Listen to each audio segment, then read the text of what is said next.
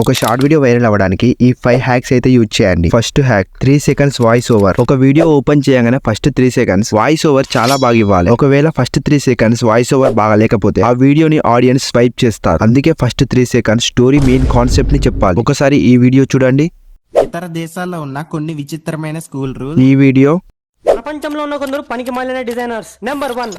తర్వాతకి ఈ వీడియో 2040 వరకు అంతరిక్షంలో జరిగే విచిత్రమైన సంఘటనలు. నెంబర్ 1. ఈ 3 వీడియోస్ కి కామన్ గా ఫస్ట్ 3 సెకండ్స్ స్టోరీ కాన్సెప్ట్ ఏంటిదో క్లారిటీగా ఎక్స్ప్లెయిన్ చేసిండు. తర్వాత ఆ స్టోరీ ఏంటిదో ఎక్స్ప్లెయిన్ చేసిండు. అప్పుడు ఆడియన్స్ రిటెన్షన్ పెరగడానికి ఎక్కువ చాయిసెస్ ఉంటాయి. Second hack sound and video effects. ఒక షార్ట్ వీడియో స్టార్ట్ అయ్యే ముందు ఒక సౌండ్ తో అలాగే ఒక ఎఫెక్ట్ తో స్టార్ట్ అయితే ఆడియన్స్ కి ఆ వీడియో మీద ఇంట్రెస్ట్ పెరుగుతుంది, అలాగే అట్రాక్ట్ అవుతారు. ఫస్ట్ వీడియోకు ఒక జూమ్ ఎఫెక్ట్ తో లేదా కలర్ ఎఫెక్ట్ తో స్టార్ట్ అయితే ఆడియన్స్ చాలా బాగా రిసీవ్ చేసుకుంటారు. అప్పుడు ఆ వీడియో వైరల్ అవ్వడానికి ఎక్కువ చాయిసెస్ ఉంటాయి. ఒకసారి ఈ వీడియో చూడండి.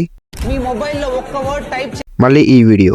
హ్యూమన్ బ్రెయిన్ గురించి కొన్ని ఇంట్రెస్టింగ్ ఈ షార్ట్ వీడియో స్టార్ట్ కాగానే ఒక జూమ్ ఎఫెక్ట్ అలాగే సౌండ్ ఎఫెక్ట్ ఇచ్చిండు. ఆడియన్స్ కి మన వీడియో చూడగానే ఇంట్రెస్ట్ రావాలి. Third hack different way of story telling. First story చెప్పే ముందు దాని మెయిన్ కాన్సెప్ట్ ఏంటిదో చెప్పాలి. తర్వాతకి ఆ స్టోరీ ఒక్కొక్క పాయింట్ క్లారిటీగా ఎక్స్ప్లెయిన్ చేయాలి. నువ్వు చెప్పే స్టోరీ స్టైల్లోనే నువ్వు చేసే షార్ట్ వీడియోకు ప్రాణం పోస్తుంది. నీకు ఒక స్టోరీ కరెక్ట్ గా ఎక్స్ప్లెయిన్ చేయరాకపోతే స్టోరీ మొత్తం ఒక బుక్ లో రాసుకో. తర్వాత దాన్ని మెల్లగా ఎక్స్ప్లెయిన్ చేయి. ఎక్స్ప్లెయిన్ చేసిన తర్వాత మళ్ళీ ఒకసారి చూసుకో. దాన్ని ఏమైనా మిస్టేక్స్ ఉంటే మళ్ళీ ఒకసారి సరిచేయి. స్టోరీ టెల్లింగ్ అనేది అందరిలా కాకుండా కొంచెం డిఫరెంట్ గా ట్రై చేయి. అప్పుడు ఈ వీడియోస్ కి వైరల్ అవడానికి ఎక్కువ చాయిసెస్ ఉంటాయి. Fourth hack voice editing. మనం ఎంతో కష్టపడి ఒక వీడియో తీసి దాన్ని ఎడిటింగ్ చేసి ఒక వాయిస్ ఓవర్ యాడ్ చేస్తే బ్యాక్గ్రౌండ్ సౌండ్ మొత్తం వినబడుతుంది. అప్పుడు ఆ వీడియోస్ వ్యూస్ రావు, అలాగే చూసే వారికి ఇంట్రెస్ట్ రాదు. మన వీడియో మొత్తం చేసింది ఒక లెక్క అయితే వాయిస్ ఎడిటింగ్ ఒక లెక్క. మనకడ ఒక మైక్ ఉంటే ఏం కాదు, కానీ మైక్ లేకపోతే ఎలా? మైక్ లేకుండా కానీ మన వీడియోస్ కి వాయిస్ ఓవర్ ఇవ్వచ్చు, కానీ ఈ సైడ్ డిస్టర్బెన్స్ వస్తే ఎలా? ఒక ఏఐ ఉంది, అడోబ్ పోస్ట్ కాస్ట్ అని. దీంట్లో వాయిస్ ఓవర్ అప్లోడ్ చేస్తే చాలు బ్యాక్గ్రౌండ్ డిస్టర్బెన్స్ మొత్తం పోతుంది, అలాగే సౌండ్ క్లారిటీ అవుతుంది. వాయిస్ ఎడిటింగ్ అనేది ఇదే చేసుకుంటుంది. డిస్క్రిప్షన్ లో ఏఐ లింక్ ఇస్తే ఒకసారి ట్రై చేయండి. ఈ వీడియో మీకు ఇన్ఫర్మేటివ్ అనిపిస్తే ఒక లైక్ వేసుకోండి. ఇక last hack way of uploading video. మనం ఒక వీడియో అప్లోడ్ చేసే ముందు యూట్యూబ్ నుంచా లేకపోతే వైటీ స్టూడియో నుంచన్నా అప్లోడ్ చేస్తాం. అలా అప్లోడ్ చేయడం కరెక్ట్ వే కాదు. క్రోమ్ నుంచి వీడియోస్ అప్లోడ్ చేయి. ఎలాగంటే studio.youtube.com అని కొట్టండి, ఒక వెబ్సైట్ వస్తుంది, అది ఒక వైటీ స్టూడియో. నీకు సర్టెన్ రీచ్ వచ్చే వరకు ఇలాగే వీడియోస్ అప్లోడ్ చేయి. రీచ్ వచ్చిన తర్వాత యూట్యూబ్ నుంచా వైటీ స్టూడియో నుంచన్నా అప్లోడ్ చేసుకో. కరెక్ట్ హ్యాష్ ట్యాగ్స్ అలాగే మంచి టైటిల్. వీక్లీ 2 వీడియోస్ అన్న అప్లోడ్ చేయడానికి ట్రై చేయి. అప్పుడు నీ వీడియోస్ కి మంచి రీచ్ వస్తుంది. ఇలాంటి ఎన్నో వీడియోస్ మన యూట్యూబ్ ఛానల్లో